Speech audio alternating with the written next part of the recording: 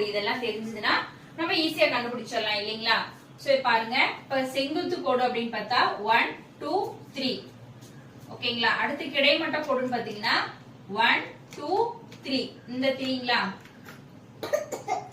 அடுத்து சாய்வு கோடுன்னு பாத்தீங்கன்னா 1 2 3 மொத்தம் 3. சோ ஆன்சர் பாத்தீங்கன்னா 9 கோடுகள் இருந்தா போதுமானது. சோ இந்த டயகிராமுக்கு பாத்தீங்கன்னா செங்குத்து கோடுன்னு பார்க்கும்போது 1 2 3 4 மொத்தம் 4 கோடு ஓகேங்களா. அடுத்து கிடைமட்ட கோடுன்னு பாத்தீங்கன்னா இப்படி 1 2 3 4 மொத்தம் 4ஆ. அடுத்து சாய்வு கோடு பார்க்கணும். சாய்வா இருக்கிறது பாத்தீங்கன்னா இது 1 2 3 another 4 இந்த 4 கோடு ஓகேவா. சோ அப்ப 4 ஆன்சர் பாத்தீங்கன்னா 12. சோ இந்த டயகிராம் வரையறதுக்கு 12 கோடு தேவை. இந்த டயகிராம் வரையறதுக்கு 9 கோடு இருந்தா போதும். Thank you.